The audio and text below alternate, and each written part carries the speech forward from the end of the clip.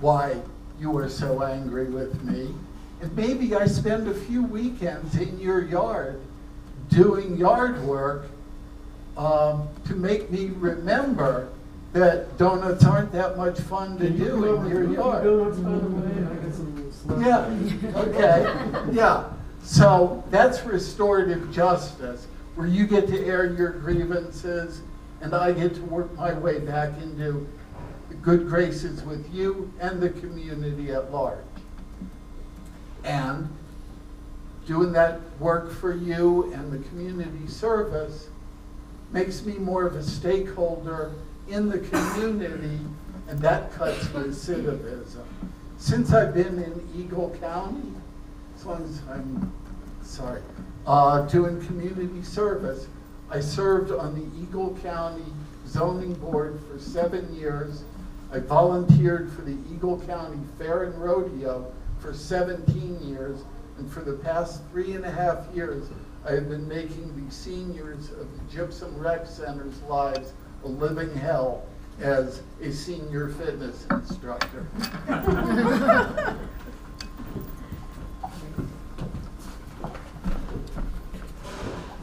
I think he wanted So to now have just a quick question. Where do you live? And you said foreign national. Is that a U.S. citizen? I am. And how long have you been and where do you live?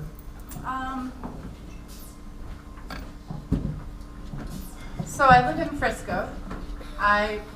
When did I get my citizenship?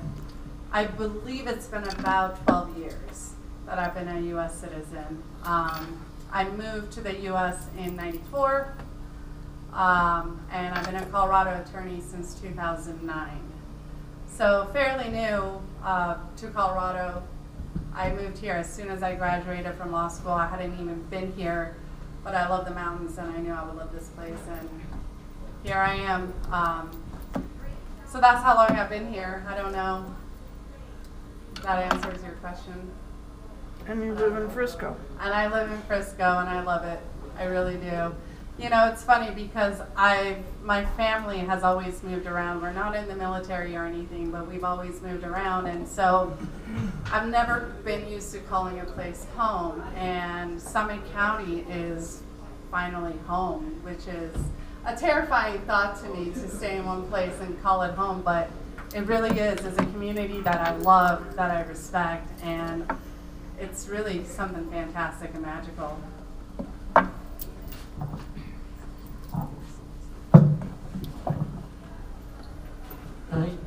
Yes, I work professionally as a director of religious education and youth ministry. And I have a question about youth. For the most part, very close to 100% of the youth that I work with are very good people and are on the right track. But there's that small percentage that are looking for trouble, or trouble seems to find them. And they haven't found their way into the court system yet, so solutions like rite of passage are not available to them. Do you have any, or do any of you have any plans to help parents who want to see their kids be put on the right track, but know that they're headed down the wrong streets that don't involve having to go through the court system and being charged with a felony before they can get into a program similar to rite of passage? I'm going to kind of wrap this around with everything that we've been talking about, and I want to say that restorative justice is the idea of deep accountability. And as you said, some people, it's just tough to get that through. And as far as programs and this funding that we've all been talking about, and where do we get the money and where's the money going, and maybe we didn't have the bleeding stabbing if we had the resources to help people that are screaming out and crying out for help, which sounds like some of your youth are doing. And I gotta be honest, I'm not against this charitable contribution idea. I really am not. I think there needs to be accountability for the funding and where the money is coming and where the money is going. These charities are established charities in our community. So now what you're I would being like, nice to me. What I would like to see with the money is building programs like community mediation, like the vet court, like resources for parents that don't know where else to go. I personally would use it to give the DA's office resources to build these programs. The charities are being funded, they've survived, now let's help the community survive. So that's where I would start. And again, you would be a great starting position of what do we do? What do these parents need? What can we build? I don't have the answer for all of it. But the one thing I've learned throughout my years as a very young attorney is always ask for help. Always ask for help, and always ask the people that have done it and know and that can guide me. And it's always worked out. Thanks again for the question. Juvenile diversion programs are in all 4 counties. They're run right out of the district attorney's office.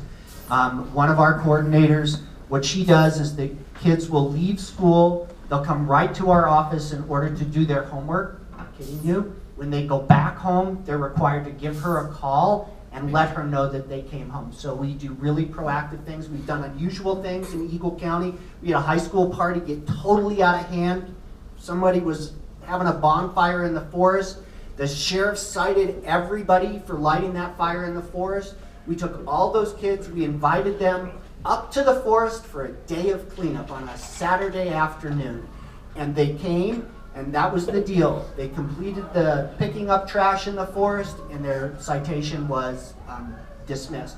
So those are some of the proactive things that we can, as prosecutors, do in order to lighten the load. And then just one little more anecdote, which is the most important. In our office, for the most part, we have written policies, but at the bottom of the written policies gives each deputy the authority and the ability to undermine, to go against the policy, so long as they can have a reasonable, rational way to do it. And one day I was prosecuting a case where the juvenile came in with his mom. Juvenile was kind of looking over here like they usually do when they're in trouble. The mom was in tears, telling me how she had to go to the therapist, and their next appointment was with the school counselor because this kid was such an issue with her. And I looked at that mother, and I knew she was caring, loving, and was doing everything. And what did we have to offer her? Nothing. So I said, case dismissed. Hopefully she made her counseling meetings, and it was done. So occasionally, maybe not enough, I don't know, in your mind, not enough, but occasionally we take the step of just dismissing the case because we know government doesn't have all the answers, and neither do prosecutors in courts. Can I reply to that quickly?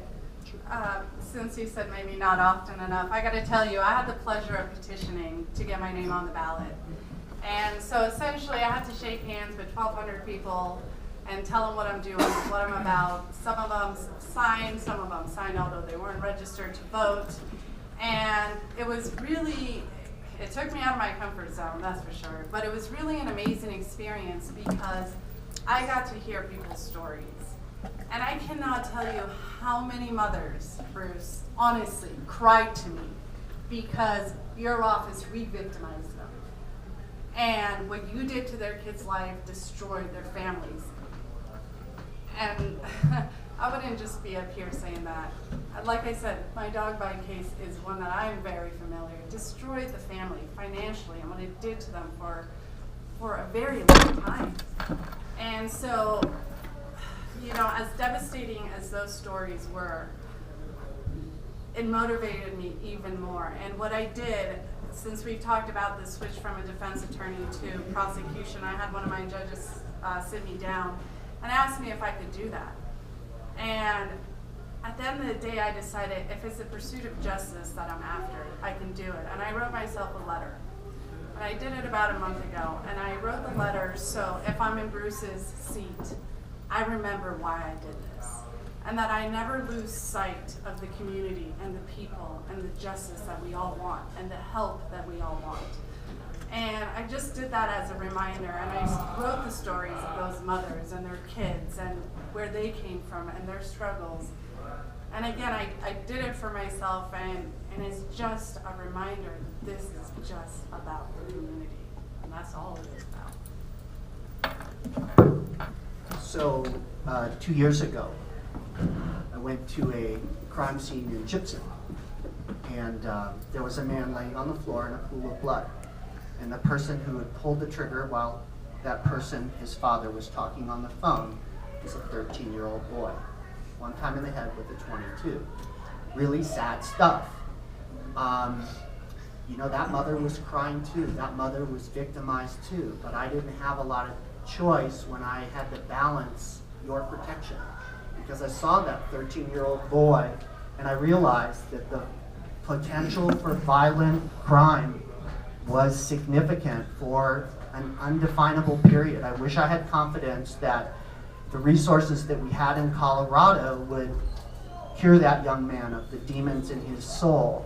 And so sometimes there are options for dismissals, and sometimes there are options for programs, but not always.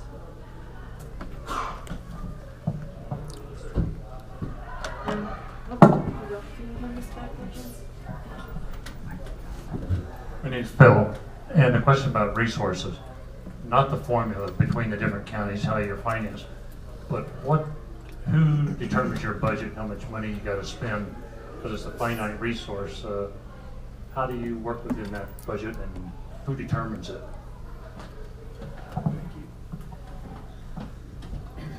So within the 4 counties, they each pay their share. I'm not going to talk about the formula. It's a great formula that Michael Goodby set up a couple generations ago of DAs, and we're not going to mess with that if we can avoid it. Where we're hurting is we don't get the state money. So public defenders, they get money from Denver's coffers. Our money comes only from our local counties, and it's inequitable. So the money that I have to pay my prosecutors comes out directly from your property tax that goes through the county.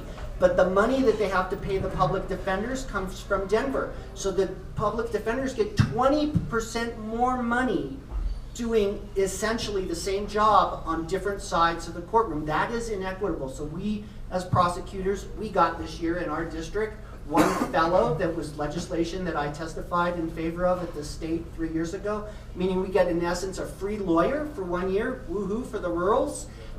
It's good progress, but we intend to go back and ask the state to fund our offices better so that Clear Creek County's money can be based and more directed at mental health and roads, and that funding the criminal justice system and every other aspect of the criminal justice system, the courts, probation, defense attorneys who are court appointed, they all come from the state. Why DA shouldn't be the same way? I don't know. We're working on it.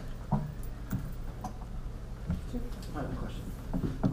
When it comes to DUI enforcement, I was wondering if Mr. Brown and the other two, could you talk about your current office policy as it relates to discretion your deputies have, or if their decisions are solely tied to a number, whether it be breath or blood alcohol, what Sanam and Bruce Carey's policies would be, particularly when it comes to DUI marijuana, where there is absolutely zero agreement in the scientific community as to what level, if any, equals impairment for those who have used marijuana. I've talked a lot. Do you want to give them a chance? I live for the opportunity.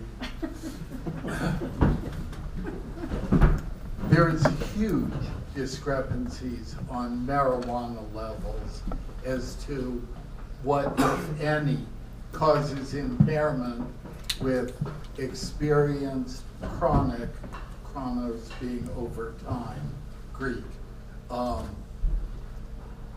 levels of marijuana. So a medical marijuana user using large amounts of marijuana may not show any impairment.